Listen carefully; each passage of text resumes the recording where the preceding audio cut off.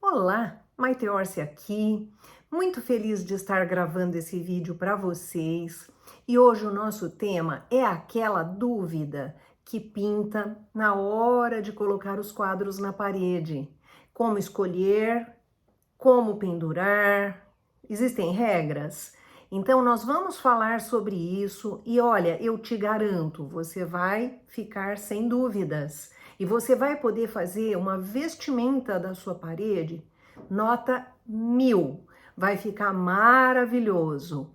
Porque, na verdade, tudo tem que seguir algumas regras e tem que estar provocando, tornando o espaço melhor, mais elegante, provocando melhoria. E é esse o nosso objetivo aqui, é te trazer novidades, trazer conhecimento para você aplicar, para você melhorar, para você buscar vida plena. E o ambiente tem muita parte nisso. O ambiente é parte do nosso estilo de vida e ele nos influencia mais do que imaginamos. Então vamos lá. Eu vou dividir a minha tela com você e você vai ficar a par de tudo. E depois você me manda uma foto desses quadros na parede. Eu vou adorar.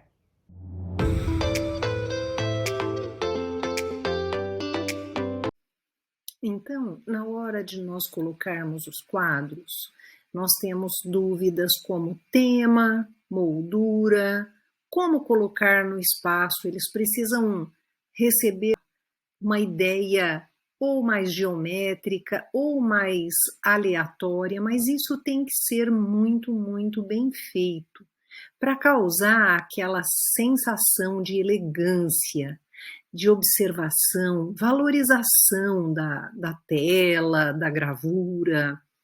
Então, é claro que o tema tem muita importância.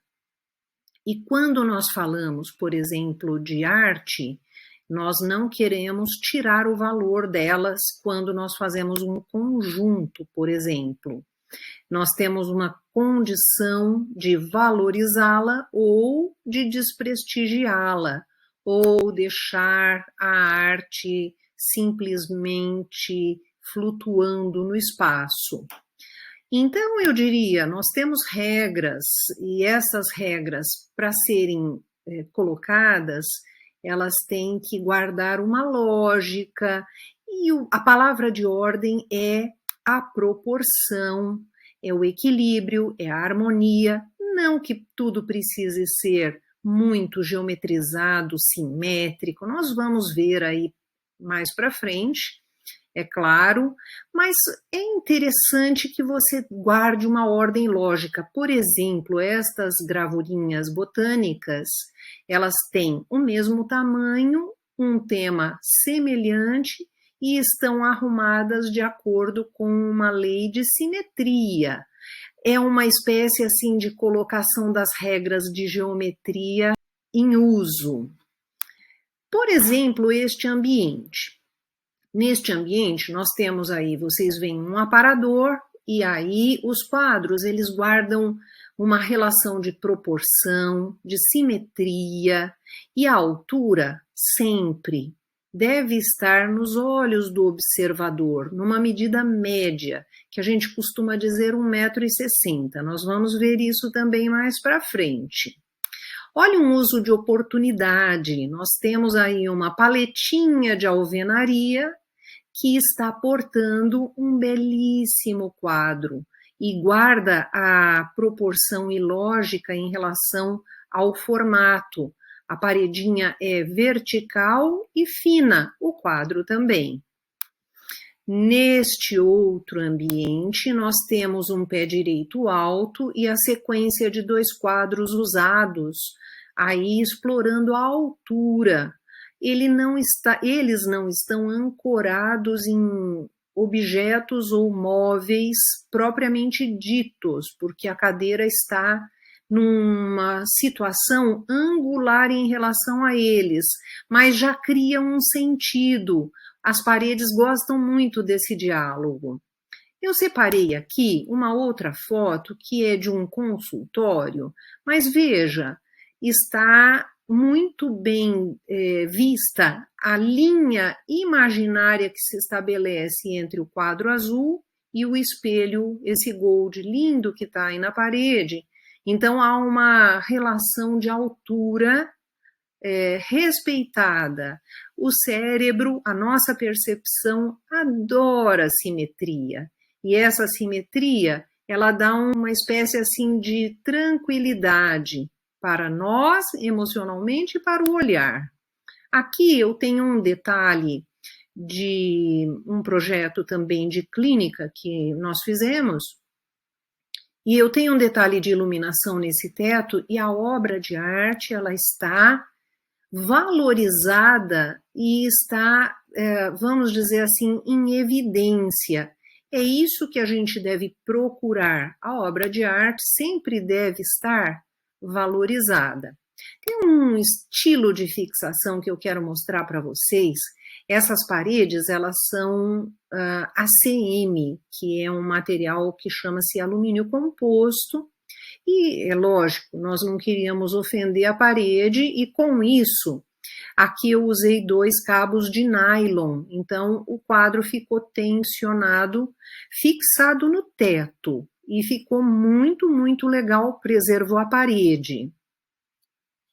Neste outro caso, veja esse lindo mapa, bastante grande, toma conta da parede, faz um par maravilhoso com as inserções de madeira, e ele está, vamos dizer assim, localizado no ponto importante dessa parede.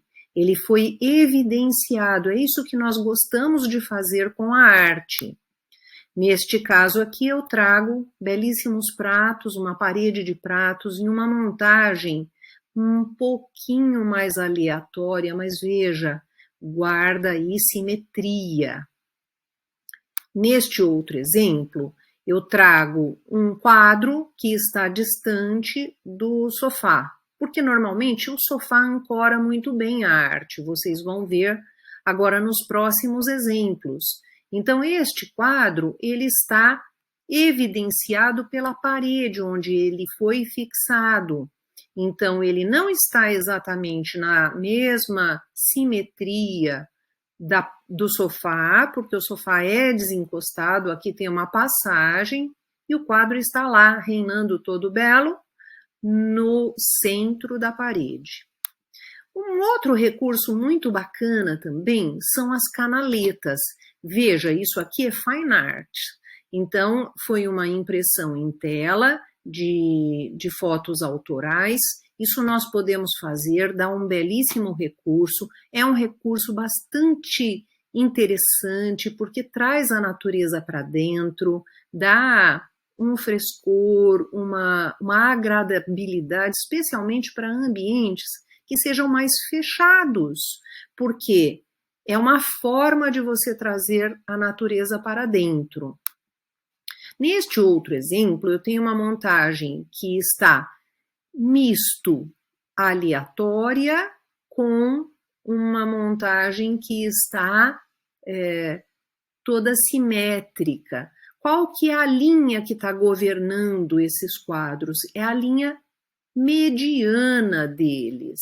Então, nós temos vários formatos, eles estão na camada de baixo alinhados por cima, depois pelo centro, porque nós temos aqui uma peça que é uma peça étnica, uma máscara. A foto não está tão, vamos dizer assim, evidenciando essa peça, mas ela coube muito bem nessa montagem de quadros retangulares e quadrados, e ela ali determinada como um elemento diferente. E a combinação, a composição ficou muito equilibrada. Neste outro caso que eu quis trazer aqui, nós temos quadros invadindo a boiserie, dá para você ver aqui, acima do sofá azul, embaixo dos quadros, a boiserie. Então, ao pendurar os quadros engoliram a boiserie. É uma fórmula, você vê que o resultado ficou razoável, mas ele não deixa de ser um pouquinho contraditório em relação à posição da Boiserie. Eu questionaria assim, por que ela está aí, né? Se a gente queria fazer uma parede de quadros, então eu trouxe como um exemplo. No caso, veja essa outra foto da lateral direita, que os quadros estão realmente inseridos dentro dos espaços da Boiserie, que são essas moldurinhas na parede. Então, aí você já tem uma razão estética mais interessante. Vamos dizer assim, o nosso mental, dentro das nossas percepções, ele fica mais tranquilo quando as coisas encontram essa simetria. O cérebro adora simetria. Aqui nós temos os quadros um pouco altos demais e pequenininhos. A sensação que foi dada aqui foi que eles flutuam no espaço. Então, não é uma situação muito favorável e que valorizaria esse espaço. Eu faria aqui uma montagem de vários quadrinhos, usando um quadro imaginário sobre esse sofá. Ficaria muito interessante. Vamos dizer assim, agrupando em duas camadas. Nós temos aqui nós temos esse lindo quadro que enche de colorismo, uma parede lilás, e na verdade ele está reinando sozinho e tem aí uma relação de simetria em situação de observador, ótimo em relação à altura dos olhos, veja que ele está mais baixo, aqui não teria a possibilidade de termos um sofá, e ele está centralizado em relação à parede. Um outro detalhe muito interessante é uma montagem que a gente chama de montagem de parede de salão, que é muito característica do século XVII, lá da França, lá em Paris, que se começou a utilizar essa técnica, então, do século XVII, né? E eles começaram a utilizar chamada como parede de salão. Então, quando você tem um salão, você pode ter uma grande parede usada com os quadros de uma maneira mais organizada, claro, mas aleatória. Este outro exemplo que eu trago aqui é aproveitamento de um trechinho de parede com uma bela obra que tem um trabalho de parede. Então, nós podemos usar de modo muito criativo a colocação dos quadros e aproveitar, valorizar o espaço, lógico, e valorizarmos o quadro. Aqui eu vou trazer uma série de regras, cânones, para a gente se organizar na hora da dúvida. Por exemplo, você tem um quadro grande. Lembre-se, esse quadro grande, na linha de centro do quadro, ele deve estar aí por volta de 1,60 m. E ele deve estar no centro do móvel. Então, essa é a primeira regra. Quando você tem um quadro grande e um menor, como fazer? Você vai usar a linha de centro. Então, a linha de centro do quadro grande é que vai comandar. Ela vai estar nos 1,60 m do piso e o pequenininho vai estar alinhado por cima. A gente também, claro, pode alinhar por baixo. Veja esse exemplo. O efeito muda um pouco, mas você tem a mesma situação de ordem e simetria que agrada aos olhos. Por outro lado, quando você tem uma galeria e tem quadros, vamos dizer assim, que são múltiplos de um quadrado maior ou retângulos, você pode deixar a linha de centro no quadro maior a 1,60 m, alinhar todos por baixo. Aqui deu para alinhar por baixo e por cima, deixando de 7 a 15 centímetros de distância entre quadros. Aí vai depender do espaço, do que você tem de espaço. Então, esta regra é uma regra bastante interessante e ela vai nos ajudar a manter os quadros colocados de uma maneira muito elegante. Mas tem situações, por exemplo, quando eu tenho um pé direito mais alto. Neste caso aqui, um pé direito acima do convencional. Então, veja, o quadro está aproveitando essa altura e dando, então, uma sensação de amplitude. Quando nós temos um composto de vários tamanhos, vários formatos, nós devemos começar pelo maior. O maior está no centro desse retângulo e os outros estão colocados, vamos dizer assim, como se eles estivessem gravitando em torno deste que é o quadro maior. E veja, a composição fica muito interessante.